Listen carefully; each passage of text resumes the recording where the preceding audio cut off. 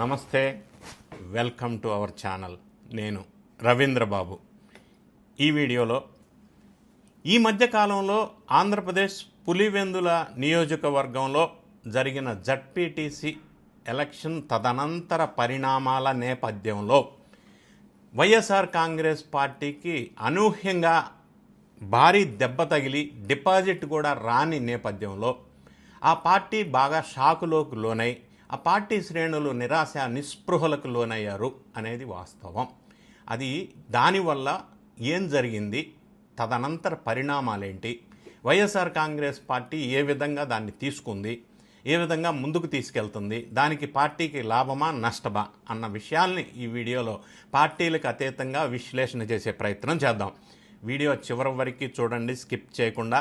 నచ్చినట్టయితే లైక్ చేయండి, మీ ఫ్రెండ్స్కి షేర్ చేయండి.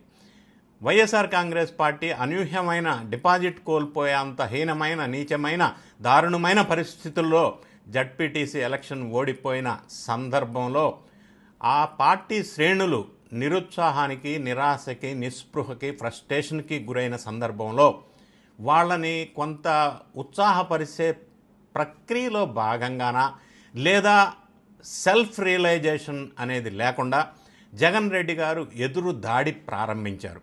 జగన్ రెడ్డి గారు ప్రారంభించాల్సింది ఇప్పుడు ఎదురు దాడి కాదు, సెల్ఫ్ రియలైజేషన్.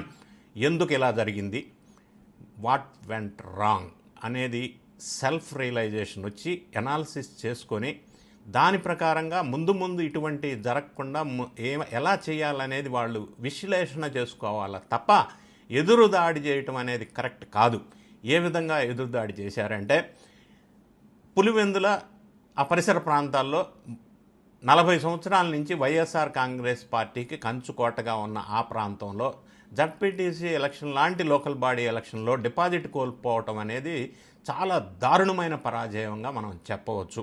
ఆ విధంగా జరిగింది అంటే పులివెందులు ప్రజల మాటల్లో చెప్పాలంటే 40 సంవత్సరాల తర్వాత అక్కడ ఓటర్స్కి స్వాతంత్రం వచ్చింది అని వాళ్ళు భావం వ్యక్తం చేస్తూ ఉన్నారు.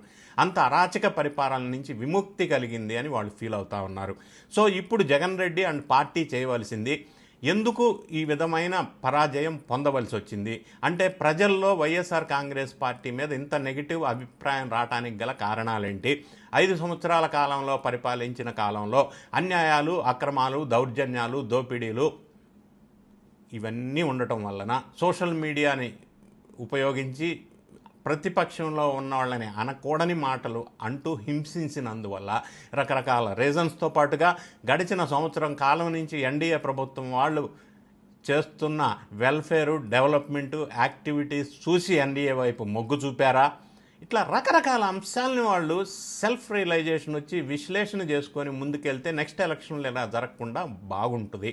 కానీ వాళ్ళు చేసిన పనులు మనం ఒకసారి చూసినట్టయితే, బాగా మాటకారిగా చెప్పబడుతున్నటువంటి అంబటి రాంబాబు ఈ ఎలక్షన్ అయిపోయిన తర్వాత ఏదో చేద్దామని ఏదో చేస్తే అది రివర్స్ అయింది. అదేమైందంటే, అంబటి రాంబాబు గారు ఆయన సోషల్ మీడియా అకౌంట్లో ఒక వీడియో ఒకటి పెట్టేసి ఒక కామెంట్ రాశారు. ఈ ఎన్నికల ఫలితం అక్కడ పోలీస్ డిపార్ట్మెంట్ అధికారిగా ఉన్న కోయా ప్రవీణ్కి అంకితమని వెటకారంగా ఒక పోస్ట్ టైటిల్ పెట్టేసి అందులో ఒక వీడియో పోస్ట్ చేశారు. ఆ వీడియోలో భారీగా రిగ్గింగ్ జరుగుతున్న ఒక వీడియో, అందులో రిగ్గింగ్ జరుగుతున్న వీడియోలో అక్కడ వాళ్ళు మనుషులు మాట్లాడిన భాష బెంగాలీ. అంటే బెంగాల్లో రిగ్గింగ్ జరిగిన ఎప్పుడో ఒక వీడియో తీసుకొచ్చేసి అది పులివెందుల జడ్పీటీసీ ఎలక్షన్లో జరిగింది అని ఈయన కనెక్ట్ చేసుకొని వీడియో ప్లే చేసి ప్రచారంలో తీసుకొచ్చారు. ఆ వీడియోలో భాష బెంగాల్ అయితే ఆ వీడియోలో ఉన్న బ్యాలెట్ పేపర్ కలరు మొన్న జడ్పీటీసీ ఎలక్షన్ పులివెందుల దగ్గర ballot paper colour entirely different. ఆ వ్యక్తులు బెంగాలీ వాళ్ళుగా క్లియర్గా తెలుస్తూ ఉంది.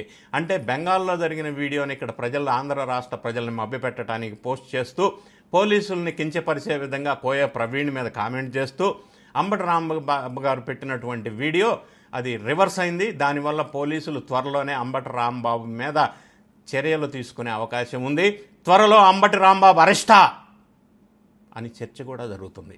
ఎందుకంటే సోషల్ మీడియాని ఉపయోగించి మిస్యూజ్ చేసి సోషల్ మీడియా ద్వారా ప్రజల్ని ఇటువంటి అపోహలకి నిజమని నమ్మించే ప్రయత్నం చేస్తూ శాంతి భద్రతల సమస్యలను సృష్టించు, పోలీసు వాళ్ళ మనోభావాలను దెబ్బతీసే విధంగా కామెంట్స్ చేస్తూ ఇటువంటి సర్క్యులేషన్ చేయటం అనేది అంబటి రాంబాబు అరెస్ట్ అవుతారు, దీని మీద పోలీసు వాళ్ళు యాక్షన్ తీసుకుంటారనే చర్చ ఒకవైపు జరుగుతూ ఉంటే, యాడింగ్ టు దిస్ ఈ పార్టీకి సంబంధించిన వాళ్ళు ఏదో కవర్ చేసుకోవటానికి, ప్యాచప్ చేయటానికి వీళ్ళు ఎలక్షన్ కమిషన్ని లేదా ఆంధ్రప్రదేశ్ ప్రభుత్వం వారిని కొన్ని గొంతెమ్మ కోరికలు కోరుతూ ఒక లెటర్ సబ్మిట్ చేశారు. అందులో ప్రధానంగా మనం పరిశీలించినట్టయితే పులివెందుల ఒంటిమిట్ట జడ్పీటీసీ ఎలక్షన్లో పోలింగ్కి సంబంధించిన సమగ్ర వివరాలు కావాలి అని ఒకటి అడిగారు. పోలింగ్ స్టేషన్లు సీసీ కెమెరా ఫుటేజెస్ కావాలని అడిగారు. పలు సంఘటనలు జరిగిన వీడియో కవరేజ్ అడిగారు. పోలింగ్కి సంబంధించిన వెబ్ కాస్టింగ్ ఇవ్వాలని అడిగారు. పోలింగ్ జరిగిన రోజు బూత్తుల్లో కూర్చున్న ఏజెంట్ల నేమ్స్ లిస్ట్ కావాలన్నారు. పోలింగ్ ఆఫీసర్ డైరీ కావాలన్నారు. ఫామ్ 12, ఫామ్ 32 డీటెయిల్స్ కూడా కావాలని అడిగారు. ఫామ్ 12 అంటే ఏంటంటే ఏజెంట్ని అపాయింట్ చేస్తూ క్యాండిడేట్ ఇచ్చినటువంటి లెటర్ అయితే అపాయింట్మెంట్ లెటర్. ఫామ్ 32 అనేది పోలింగ్ అయిన తర్వాత దాని డీటెయిల్స్ అన్ని ఎంటర్ చేసి క్లోజింగ్ రిమార్క్స్తో ఏజెంట్లు వాళ్ళు సైన్ చేసి ఉన్నటువంటి ఫామ్ 32 అంటారు. సో ఇవన్నీ డీటెయిల్స్ కావాలా మాకు అని ఎలక్షన్ కమిషన్ వారిని అడిగారు. సరే, ఎలక్షన్ కమిషన్ వారు దానికి స్పందిస్తారా, ఏ విధంగా రిప్లై ఇస్తారా అనేది అది ఎలక్షన్ కమిషనర్ చేతిలో ఉంటుంది. అయితే ఇటువంటి సందర్భంలో మళ్ళీ ఇదే వైఎస్ఆర్ కాంగ్రెస్ పార్టీకి సంబంధించిన అంబటి రాంబాబు కానీ ఇంకా కొంతమంది నేతలు కానీ ఎలక్షన్ కమిషనర్గా ఉన్నటువంటి నీలం సాహు ఐఏఎస్ ఆమెను మళ్ళీ విమర్శించి ఇందులో గుంజే ప్రయత్నం చేశారు. ఆమెను మేమే అపాయింట్ చేశాము, మా నెత్తి మీదకి వచ్చి కూర్చొని ఇప్పుడు మాకు సహకరించట్లేదు అని అటువంటి ఐఏఎస్ ఆఫీసర్ను కూడా కామెంట్స్ పెడుతున్నారు. గతంలో ఎలక్షన్ కమిషనర్గా ఉన్న నిమ్మగడ్డ రమేష్ని కులం ఆపాదించి చంద్రబాబు నాయుడు గారి కులానికి చెందిన వ్యక్తి అని చెప్పి అప్పట్లో ఎలక్షన్ కమిషనర్గా ఉన్న ఆయనని తీసేసి ఆయన ప్లేస్లో నీలం సాహుని అప్పట్లో వైఎస్ఆర్ కాంగ్రెస్ పార్టీ వాళ్ళు నియమించారు. ఇప్పుడు ఆమె రూల్ బుక్ ప్రకారం, చట్టం ప్రకారం ఆమె ప్రవర్తిస్తూ ఉంటే ఆమె సహకరించట్లేదు అని ఆమె మీద కామెంట్ చేస్తున్నారు ఐఏఎస్ ఆఫీసర్ మీద. సరే, ఈ లిస్టులన్నీ వాళ్ళు అడిగినవన్నీ మరి ఎలక్షన్ కమిషన్ నిర్ణయం కాబట్టి వాళ్ళు ఇస్తారా లేదా అని పక్కన పెడితే, వీళ్ళు ఈ విధంగా ఎదురుదాడి చేయటం అనేది కరెక్ట్ కాదు. తర్వాత ఈ ఓటమిని అంగీకరించకుండా ఇటువంటి ఫేక్ వీడియోస్ ప్రచారం తీసుకురావటం ఒకటి, పోలీస్ ఆఫీసర్స్ మీద, ఎలక్షన్ కమిషనర్ లాంటి అధికారుల మీద ఇటువంటి కామెంట్స్ చేయటం అనేది ఏ విధంగా కూడా రాజకీయ పార్టీ చేయవలసిన పని కాదది.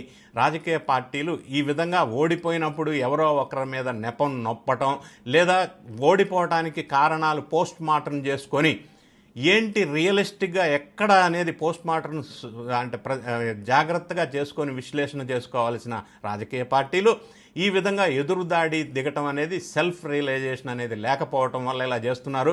దానివల్ల పార్టీకి ఉపయోగం ఉండదు, లాభం ఉండదు. పార్టీ మనుగడ సాధించాలంటే వైఎస్ఆర్ కాంగ్రెస్ పార్టీకి, జగన్ రెడ్డి గారికి ఎదురుదాడి కాదు కావాల్సింది, సెల్ఫ్ రియలైజేషన్ అనేది చాలా ముఖ్యం. ఇది అర్థం చేసుకోవాలి అనేది నా ఉద్దేశం. వీడియో నచ్చినట్టయితే లైక్ చేయండి, షేర్ చేయండి. Thank you so much for watching.